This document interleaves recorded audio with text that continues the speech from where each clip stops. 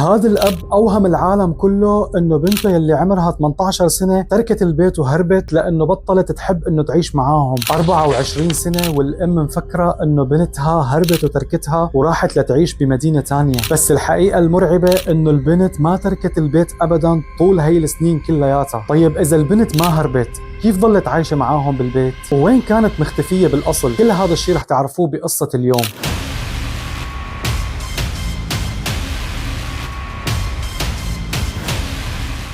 بس بعد ما تحطوا لايك وتنشروا هذا الفيديو مع كل الناس اللي بتعرفوهم، لانه هذا الشيء بيشجعني لحتى انزل لكم قصص اكثر. وطبعا ما ننسى كوبايه الشاي الظريفه، لانه رح نحكي قصه من اغرب القصص عبر التاريخ. وخلونا نقول بسم الله.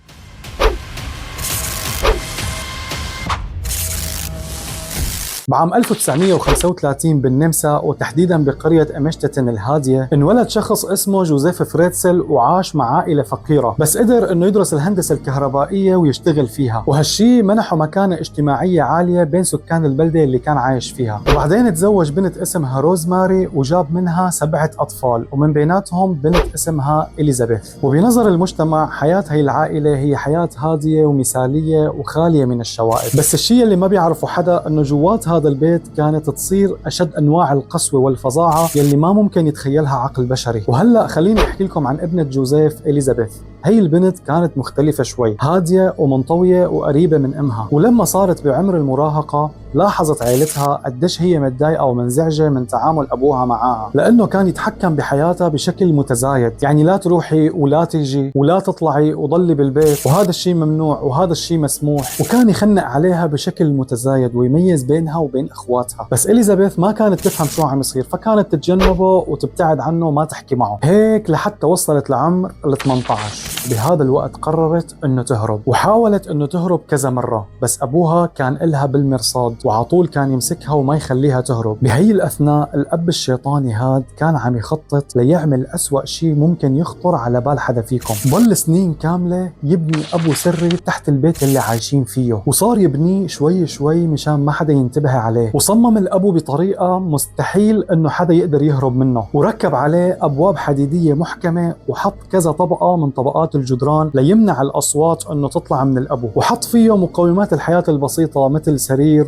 ومرحاض بدائي أجلكم الله ومطبخ صغير، لحتى يكون المكان مناسب لينعاش فيه لفترات طويلة. بس يا ترى ليش كان عم يبني هذا الأبو وشو الخطة اللي كانت براسه؟ تماما مثل ما عم تفكروا بالضبط. اجى اليوم المنحوس يلي غير حياة إليزابيث وقلب حياتها لجحيم. وبوقتها كان يوم عادي جدا مثل باقي الأيام. اجى جوزيف وقال لبنته تعالي ساعديني، بدي اخذ شوية اغراض من السيارة وحطهم بالابو تحت. وبالفعل اجت اليزابيث مشان تساعد ابوها، لانه حست تجاهه بحنيه انه بده مساعده وما قصرت معه ابدا. حملت الاغراض ونزلت فيهم شوي شوي على الدرج لحد ما وصلت على الابو، وابوها كان وراها مباشره. ولما دخلت على الابو اجى ابوها فجاه وسكر الباب عليها، وهون انصدمت وانصعقت انه ليش ليعمل هيك. خبطت على الباب وصارت تنادي وتصرخ بس من دون فائده. وساعتها استسلمت وحست انه ما حدا رح يسمعها وابوها ما رح يطالعها الا لبعد فتره طويله. بس ما كانت متوقعه انه يحبسها لمدة 24 سنة كاملة. وبعد ما حبسها امها حست عليها فاتصلت على جوالها، بس جوالها كان خارج التغطية. راحت لعند الجيران وسألتهم، بس للأسف ما حدا بيعرف شيء. والأب قال لها أكيد بتكون هربت مع عشيقها. والأم ما كانت بتعرف إنه بنتها تحتها مباشرة وعم تتعذب. وبالأخير الأم راحت خبرت الشرطة وإجوا حققوا بالقصة، بس للأسف من دون أي فائدة. وبعد ما استسلموا للأمر الواقع صار الأب يزور بنته كل فترة ويجيب لها أكل ويوهمها إنه هو عم يحميها من العالم الخارجي. بس الشيء الصادم يا جماعة انه جوزيف كان يعتدي عليها جسديا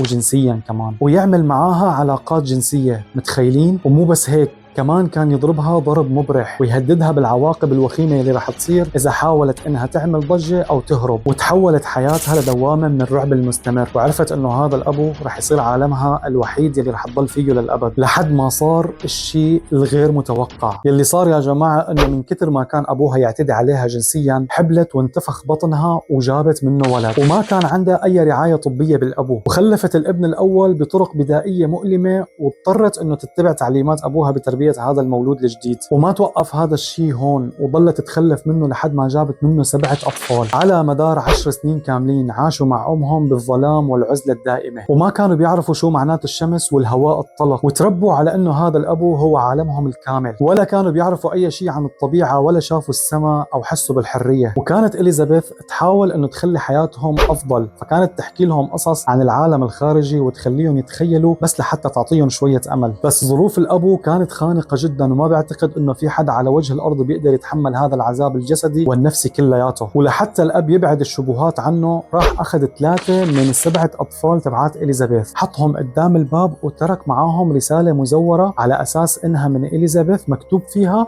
إنه هدول أطفالي وماني قدراني أهتم أو أعتني فيهم، وأنا بعثت لكم إياهم بس مشان تربوهم. وهيك بيكون قدر إنه يخدع مرته أكثر ويقنع الجيران والسلطات على إنه عن جد بنته هربانة، وبعتت هدول الأطفال يلي حيهتم فيهم هو ومرته. وبعام 2008 وتحديدا بشهر 11 انصاب أحد الأطفال بمرض خطير جدا، وكان لازم يتم نقل الولد على المستشفى بأسرع وقت ممكن وإلا رح يموت. اجت إليزابيث وحكت مع أبوها وقالت له إنه إذا ما أخذناه على المستشفى رح يموت. قال لها اتصرفي من عندك واعطيه أي دواء لحتى يطيب. قالت له هالمرة غير كل مرة، وإذا ما أخذناه رح يعدينا ونموت كلياتنا ويمكن أنت تموت معانا. صفن الأب هيك ووافق بالأخير، بس بشرط إنه ياخذ الولد لحاله من دون أمه. فوافقت إليزابيث وقالت له خلص مو مشكلة خده بس عالجه. وبالفعل اجى الأب وأخذ الولد وطلع بالليل الساعة 11 من دون ما حدا يحس عليه. ولما وصل على المستشفى اجى الدكتور وفحص الابن ولاحظ انه في شيء مو طبيعي، لانه الطفل عم يعاني من نقص تغذية حاد جدا ومشاكل صحية ناتجة عن حياة غير طبيعية. وهالشيء خلى الشكوك عندهم تكتر وطالبوا بإجراء التحقيقات.